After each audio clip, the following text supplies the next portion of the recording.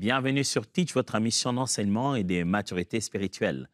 Pour cette semaine, nous allons continuer un sujet que nous avons commencé incessamment. C'est autour des dons spirituels ou simplement étudier chaque don, comment il fonctionne, surtout en quoi est-il utile dans le corps du Christ.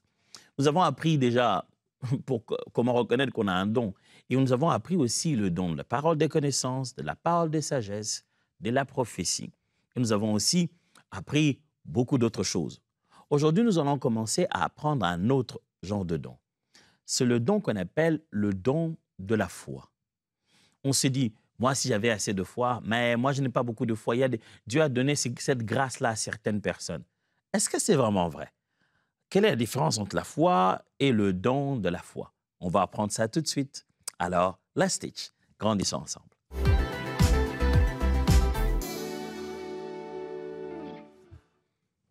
Il y a bien sûr la foi qui nous amène au salut, ce que la Bible appelle le pistis, la croyance, l'adhésion qui nous amène au salut. Le fait d'avoir fait confiance à Dieu, le fait d'avoir accepté le plan de salut en Christ, le fait d'avoir dit oui à la nature salvatrice de la personne de Jésus, le fait d'avoir adhéré à ce projet du salut de l'humanité, nous avons cru et cela est devenu pour nous source de justice. Un peu comme Abraham qui crut, qui fit confiance à Dieu sur des choses qu'il ne voyait pas et que cela le fit imputer à justice. De même manière, la Bible nous appelle des fils d'Abraham, c'est-à-dire nous suivons la même lignée. Nous avons nous aussi cru, de choses que nous n'avons pas nécessairement vues, mais nous voici devenus enfants de Dieu.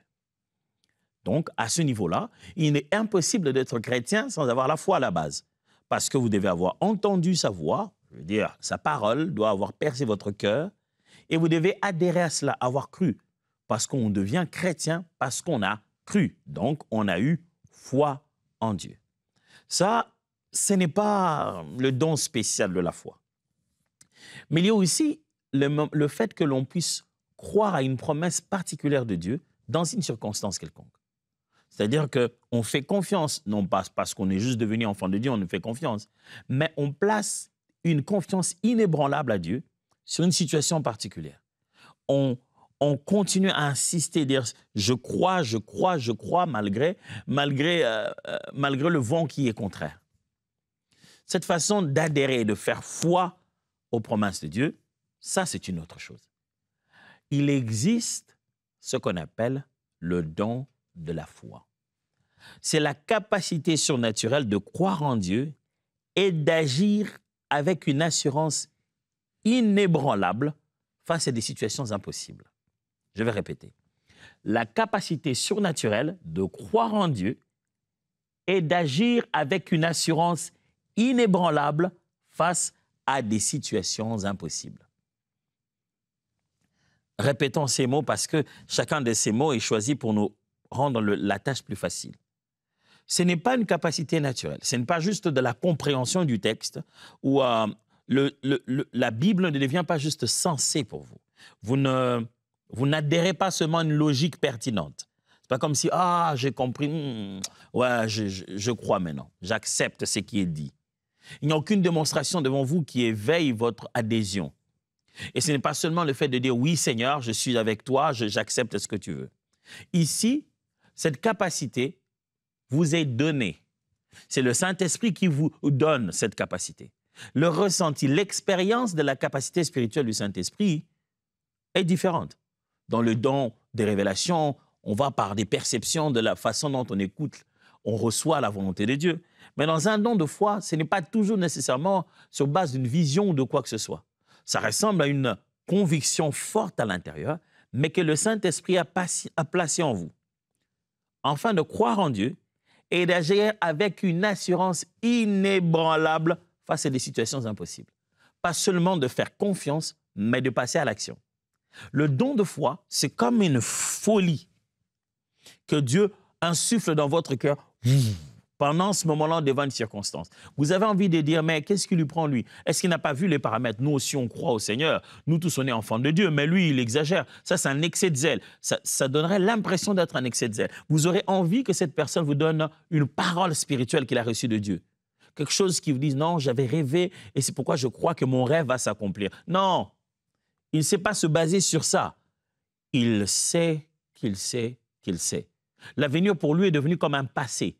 C'est comme du déjà vu, du déjà garanti. Dieu place en nous cette capacité surnaturelle qui nous rend inébranlables face à toute situation. Quand quelqu'un a le don de foi, tu as l'impression qu'il est, en fait, il est inconscient. C'est comme s'il est inconscient et sans foutiste. C'est comme s'il ne se rend pas compte des conséquences. C'est comme s'il ne voit pas qu'il y a un prix à payer. C'est comme s'il ne se rend pas compte entre ce qu'il dit et ce qui doit se réaliser. Il y aurait un temps qui doit passer où il y a quand même un vide. Il y a un temps pour dire une chose, il y a un temps pour le voir s'accomplir. Il a, comme certains diraient, la foi de Dieu. Il n'y a rien sur son chemin, sur le chemin de sa conviction, il n'y a aucune possibilité. Il n'y a même pas de probabilité d'échec. Vous savez, quand Dieu crée l'humanité ou fait une chose, Dieu ne se dit pas « Ah, et s'il y avait beaucoup de vent, comment je vais faire ?» Non. Quand Dieu dit sa parole, il n'a même pas une pensée du contraire. Dans son cœur, il ne s'intègre même pas une possibilité de résistance. Parce que tout ce qui s'est fait, c'est lui qui l'a fait. C'est lui qui a fait tout exister. Rien ne peut le résister. C'est ce qu'on appelle la foi de Dieu. C'est-à-dire, Dieu est tellement rassuré de ce qu'il fait parce que c'est lui le maître. Il n'y a rien qui va changer, qu'il va perdre de contrôle. Et souvenez-vous, toutes ces manifestations sont des manifestations de l'Esprit. C'est Dieu qui nous donne une petite portion de sa capacité pour révéler qu'il est là. Il nous utilise en nous donnant une portion de sa capacité pour montrer à son peuple et aux gens qui viennent dans l'Assemblée et au peuple qui est dans le monde qu'il est réellement avec nous. Alors, s'il utilise une partie de sa connaissance, juste un petit bout de sa connaissance, pour qu'on montre qu'il sait tout, de sa sagesse, pour qu'on montre qu'il connaît comment dénuer chaque situation, alors, dans ce cas de foi, il donne aussi en nous le petit bout de sa conscience de l'autorité divine qui fait qu'à un moment donné, un être humain, pendant ce moment, parle comme s'il était divin, comme s'il était Dieu.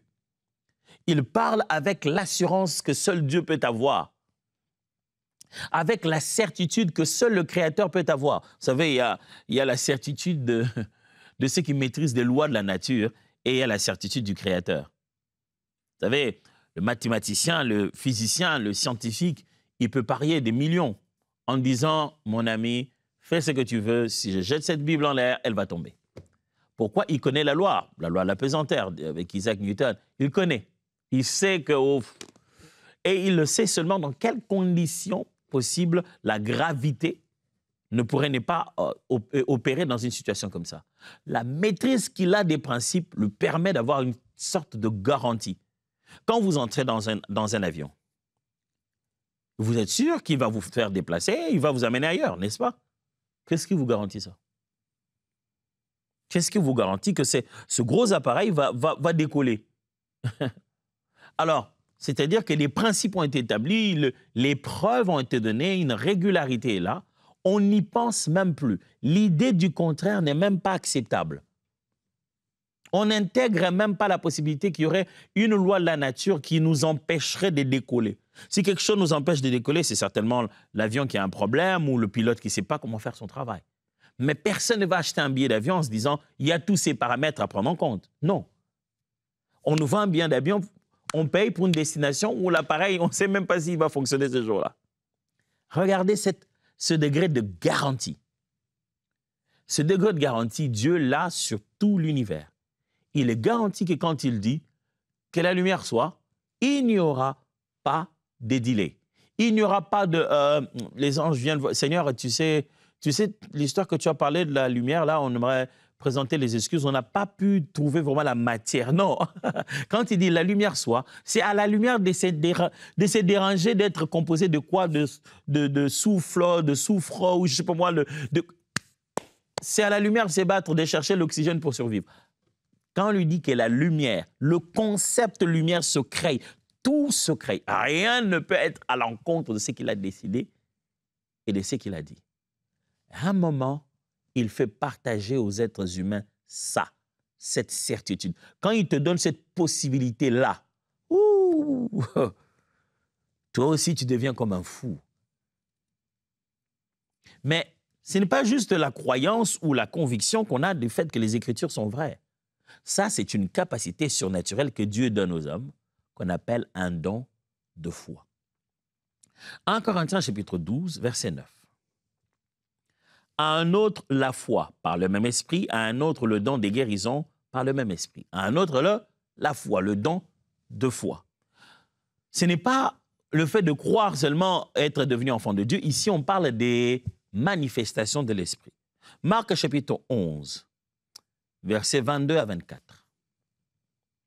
Jésus prit la parole et leur dit, « Ayez foi en Dieu.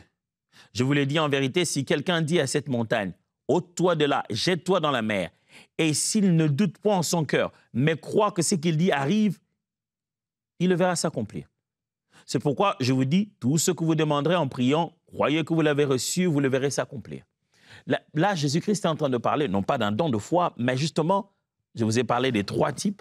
Il parle de la deuxième catégorie, de cette façon inébranlable de faire confiance aux Saintes Écritures.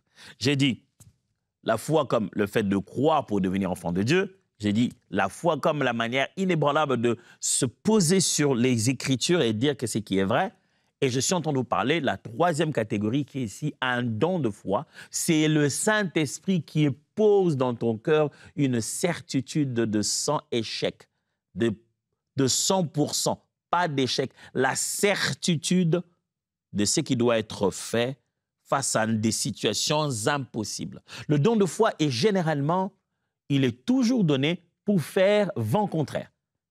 C'est-à-dire, le don de foi est donné dans une situation où il y a l'opposition de l'impossibilité et que, en fait, on ne pouvait pas. Tout porte à ne pas croire. Hébreux 11, 1 définit la foi de la bonne manière et dit, alors la foi est une, voilà, on lit ça. Or, la foi est une ferme assurance de choses que l'on espère et une démonstration de celles qu'on ne voit pas. La foi est une ferme assurance des choses qu'on espère et une démonstration de celles qu'on ne voit pas. Ici, l'homme d'Hébreu est juste en train de définir la foi, comment elle fonctionne. Mais le don de foi, lorsqu'il est appliqué à l'Église, c'est vrai que j'ai rencontré beaucoup de gens dire « Ah, moi j'ai tel don, mais très peu de gens j'ai rencontré dans la vie qui diraient sans hésiter « Ah, mais moi j'ai un don de foi ». C'est l'un des dons pour lesquels on est suffisamment humble pour reconnaître que ça nous est donné selon que l'Esprit veut que ça se manifeste et d'après les circonstances et d'après notre mission. Vous parlerez des dons de révélation, tout le monde se dirait oui, j'en ai, tout le monde veut en avoir. Mais vous parlerez des dons de foi, les gens commencent à reculer et se disent ça c'est pour des gens qui en ont besoin, quoi, qui sont dans des circonstances qui en demandent.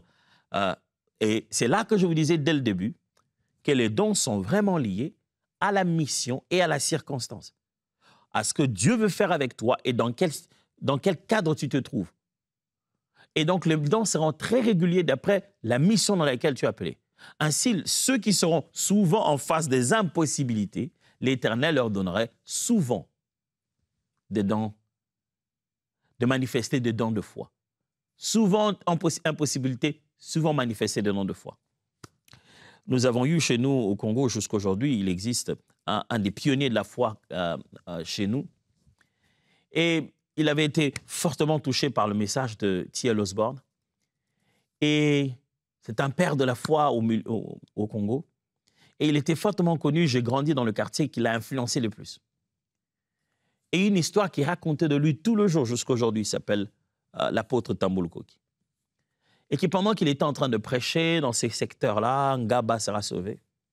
Un jour, il vient pour prêcher et il allait pleuvoir. Et il est connu comme un homme de foi, alors de foi de folie. Il s'élève et il dit, il ne va pas pleuvoir. Vous voyez, vous avez tout le ciel qui est préparé, vous sentez même que bientôt les pluies vont arriver. Et lui devait prêcher l'évangile, il devait gagner des âmes. Ce n'était pas un setup si spécial où on avait tout couvert, mais il devait gagner Ngaba pour le Seigneur. Et il s'est levé et il a parlé qu'il n'allait pas pleuvoir. En pleine saison de pluie, hein, nous, quand on a des pluies, il pleut. Et il s'est levé pour continuer. Il n'a pas dit au peuple, écoutez, il ne va pas pleuvoir. Il s'est tourné vers la pluie, il a dit que tu ne vas pas tomber ici. Et il a fini de parler, il a continué sa prédication. Et la pluie s'en est allée. Il n'est jamais tombé de pluie. Comment, en public, devant tout le monde comme ça, tu n'as ni révélation, ni un songe, ni Dieu m'avait parlé la nuit, rien. En plein milieu, au moment où il était en train de parler, tu te dis ça, c'est un excès des ailes, c'est juste parce qu'il veut prêcher. Ça, c'est ce qu'on appelle un don de foi. Son cœur est rempli d'une certitude certaine. Un jour, un autre de mes profs, j'étais en Afrique du Sud à ce moment-là, il m'a raconté une de ces belles expériences qu'il a connues. Il est arrivé quelque part pour aller prêcher l'évangile. Il était encore très jeune. Les gens s'attendaient à quelqu'un, ils ont entendu parler des réputations, des choses, des manifestations de puissance que le Seigneur faisait à travers l'orateur, mais ils ne le connaissaient pas. Du coup, on avait amené beaucoup de malades, les gens étaient là, mais quand il arrive, on le regarde, on le dédaigne presque. On s'est dit, en fait, d'ailleurs, il raconte l'histoire, il dit, quand il est arrivé, on n'a même pas su qu'il était déjà là. Les prédicateurs, le modérateur continue à dire, non, on attendait l'homme de Dieu, on ne sait pas pourquoi il n'est pas là. Donc, il a dû aller voir un des responsables de l'église, il dit, mais je suis là depuis longtemps. Il dit, ah, donc c'est donc toi. OK, ben, la façon dont on le présente devant les gens, dit, bon, OK, apparemment, le prédicateur en question est là, donc il semblerait que c'est lui. Vous voyez comment on te présente comme ça pour prêcher. Il monte, il ouvre la Bible, il voudrait commencer à prêcher. Il dit, je sens dans mon cœur une certitude profonde qu'il ne faut pas me mettre à prêcher. Je dois d'abord opérer un miracle. Tu t'imagines savoir que je dois opérer un miracle. Pas que, voilà, il faut que quelque chose se fasse. Et écoutez ce qu'il dit. Et à ce moment-là, il dit, je sens dans mon cœur une certitude comme un courage excessif. Et je dis, avant que je ne prêche, j'aimerais que la personne qui a la situation la plus difficile de l'assemblée avance. S'il est guéri, vous allez écouter le Dieu dont je veux parler. Pas d'atmosphère de prière, pas de musique profonde, rien. Déjà qu'on te regarde comme un enfant, on se dit, c'est qui celui-là? Et puis on est allé chercher une dame qui était complètement alitée, fatiguée et déjà consumée par sa maladie. La dame arrive, on le met là-bas. Tu vois, tout le monde te regarde genre, ah, OK. Tu aurais pu commencer d'abord par des mots de tête et toi, tu veux directement un truc difficile comme ça. On va voir. Tu sens que même les gens n'ont pas la foi de la guérison. Ils ont en fait le doute. Ils sont en fait en train de se dire, hey, dans quoi tu t'es embarqué? C'est là qu'on a besoin du don de foi. Le don de foi vient généralement comme ça, dans ces conditions-là, où il n'y a rien autour qui pousse à croire. Il a dit, je n'ai même pas eu besoin d'aller prier pour elle. J'ai juste allé la voir, je lui ai dit, donne-moi la main, lève-toi, tu es guéri. Le moment où on l'a fait lever, vous pouvez voir que la personne tremblotait parce que déjà, elle a fait des jours qu'elle ne mangeait pas à cause de sa maladie. Elle s'est relevée, plein d'énergie comme si elle avait mangé. Et elle dit, l'atmosphère a complètement changé dans l'assemblée. Elle dit, il n'a même pas su prêcher, le reste, tout a continué par les prières et les guérisons. Jésus-Christ s'est manifesté. Ce n'est pas parce qu'il voulait opérer un miracle, mais un don de foi a senti que Christ était défié et qu'il fallait passer à l'impossible. Oh, je prie que Dieu donne de plus en plus à cette génération un don de foi. Dans cette saison où l'intelligence artificielle a beaucoup de réponses, je prie Dieu que nous soyons capables de manifester au-dessus des possibilités des hommes, en face de l'impossible, de manifester la grandeur et la main puissante de Dieu en qui nous faisons confiance inébranlablement. Ce don, il sert à quoi à l'Église? OK. Premièrement, permettre aux croyants de tenir ferme face aux défis considérés comme impossibles. Le don de foi permet aux croyants de tenir ferme même dans des défis considérés comme impossibles. Des situations d'impossibilité, le don de foi manifeste, donne de la fermeté.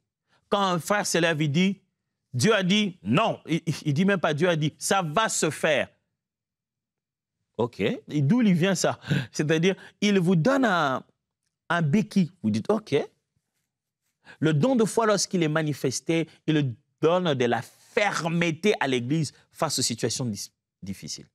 vous devenez plus ferme. On a envie de se dire, ça vient d'où? Je me souviens, une fois, j'avais eu un don de foi. Ouh!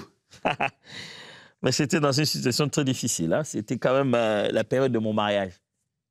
Je me réveille, je dis à mon père, c'est bon, je crois que je vais me marier bientôt, un peu plus tôt que d'habitude. Mais il dit, mais non, mais tu n'as rien. J'ai dit, non, non, non, j'en ai. J'en ai, c'est juste une histoire de transfert. Dès que le transfert sera fait, j'aurai ça sur mon compte. Et mon père est d'accord. C'est dit, OK, on donne la date à la belle famille pour aller donner la dot. Mais j'ai rien, j'ai absolument rien. Tout ce que je sais, c'est que j'avais une certitude que j'allais me marier en ce moment-là. Et j'avais une certitude que ce dont j'avais besoin existait. Et j'avais une certitude que ça allait m'être donné. Mes amis. Ça, je demande ça à personne. Parce que c'est après que je me rends compte combien fou j'étais. Parce que je me dis, j'étais certainement fou. C'est à la veille que j'ai eu les moyens pour la dot du lendemain. C'est le jour de la dot que je suis allé m'acheter la tenue pour porter à la dot. C'était juste une vraie folie. Quand Dieu te donne ce don de foi, ça te donne de la fermeté face aux situations considérées impossibles. L'Église en a besoin de foi. Oh, plusieurs fois. L'Église ne fait que traverser des impossibilités chaque semaine. Alors, ne rêvez pas seulement connaître les numéros des téléphones des gens. N'aspirez pas seulement à donner des messages prophétiques et à révéler les profondeurs cachées, à découvrir lequel est sorcier dans la famille. Aspirez aussi à être l'instrument par lequel une certitude sera posée dans l'assemblée. 2. Le don de foi, il est là pour libérer les miracles et les guérisons par la prière. Le don de foi agit beaucoup pour manifester la puissance de Dieu. C'est-à-dire que le don de foi, quand il est là, c'est pour prouver de quoi Dieu est capable, pas ce que Dieu sait. On n'est plus dans le savoir, dans l'omniscience de Dieu, on est dans l'omnipotence de Dieu. Le don de foi est l'une des expressions de l'omnipotence de Dieu.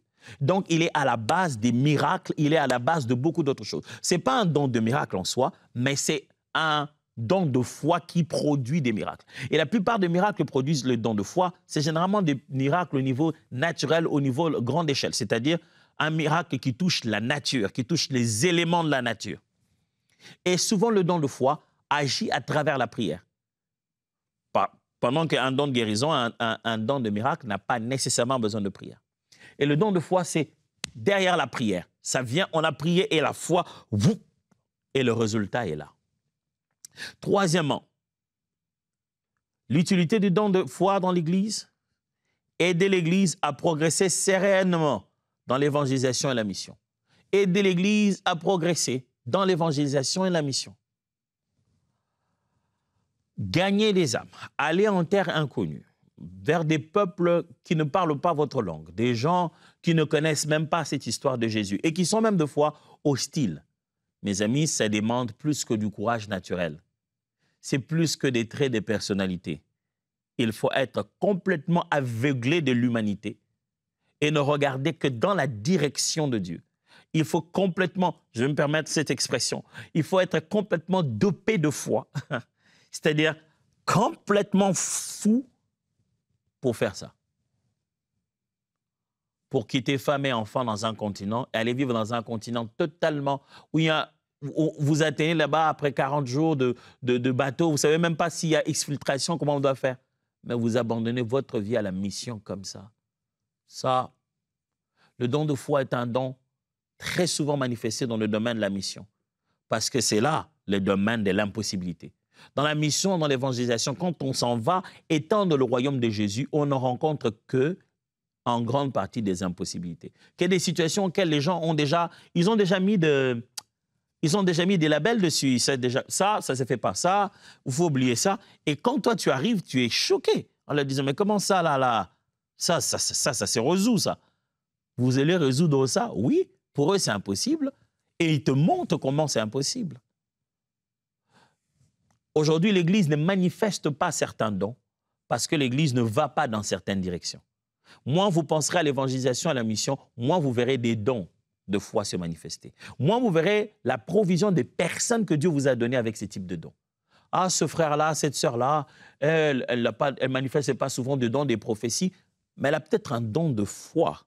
Mais vous la mettez pas dans sa mission, vous ne la mettez pas dans son terrain. Mettez-la face à l'évangélisation, envoyez-la aller porter les nouvelles de Jésus. C'est là qu'on va vous dire, la sœur, que vous avez toujours l'impression d'être timide. C'est elle qui a fait des choses de folie là-bas et les résultats étaient incroyables. Parce que le Seigneur lui a donné ce don-là. Et quatrièmement, le don de foi existe dans l'Église pour apporter une confiance absolue en Dieu durant les temps de crise. Et il y a des moments de crise. Dans l'Église, dans la famille, il y a des moments où on s'est dit, OK, waouh, ce n'est pas quelque chose qu'on a attendu. L'argent on voulait, on ne l'a pas. Les moyens qu'on voulait avoir, on n'en a pas. Les temps sont durs. Et on peut être en plein milieu d'une crise et le don de foi se manifeste. Et le but du don de foi, justement, c'est pour apporter la confiance absolue en Dieu pendant cette période-là. Des moments où j'ai eu le don de foi se manifester dans ma vie, mes collaborateurs m'ont dit, non, on s'est toujours dit, mais il sait peut-être quelque chose qu'on ne sait pas. Attends, c'est quand même lui le pasteur titulaire, donc il a peut-être une information supplémentaire. Mais j'agissais avec une certitude. Et quand il me demande après les résultats, on dit, ah, comme toi tu le savais déjà, je dis, je savais quoi? Non, mais tu savais déjà, je dis, je ne savais rien. Comment ça? Tu ne veux pas nous dire que tu nous as fait prendre ce gros risque ici? Tu ne savais rien. Le don de foi ne voit pas l'eau liquide et marche dessus. Je dis, mais comment il marche sur l'eau? Bah, tu n'as pas vu qu'il y avait une option de pouvoir marcher sur l'eau. Le don de foi regarde l'eau, marche dessus. Je veux juste marcher. Père, l'Église a de plus en plus besoin de dons de foi. Laissez-moi prier avec vous déjà. Des fois, je ne sais pas m'arrêter, vous dire que je vais prier et que je mets à prier au milieu. Comprenez-moi. Des fois, c'est juste la passion à l'intérieur de mon cœur, la connexion à ces vérités. Prions ensemble. Dieu, l'Église a besoin des hommes et des femmes à qui tu as donné cette capacité surnaturelle par laquelle tu nous donnes cette certitude face aux conditions impossibles, face aux crises, face aux moments qui demandent des miracles. Plus que jamais, l'Église doit prouver l'authenticité des miracles. L'homme moderne se dit, c'est que lui, il produit, c'est ce pourquoi nous prions Dieu.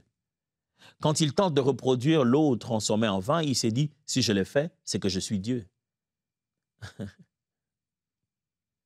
Viens te distinguer encore, Seigneur. Viens te sortir de la liste. Ils ont commencé à vouloir se comparer avec toi. Sers-toi de nous, afin que l'on sache que tu es Dieu, que l'homme est homme et que Dieu est Dieu. Sers-toi de nous, Seigneur, davantage de dons de foi à l'Église, pour que sur le front, au terrain, là, devant les impossibilités, que le tendard de Christ soit élevé. Ces impossibilités, on les amène dans nos assemblées, on les amène dans nos concerts, on les amène dans nos réunions. Dieu, un don de foi qui est aveuglé de tous les systèmes. Nous sommes dans un système systématisant encore, qui fait que nos façons de réfléchir sont dans une sorte de boîte et de box. Seigneur, donne-nous ce don de foi pour prouver que Dieu est puissant et il est capable de tout. Au nom de Jésus. Amen. Ça commence bien la semaine? Voyons-nous demain. Dieu vous bénisse.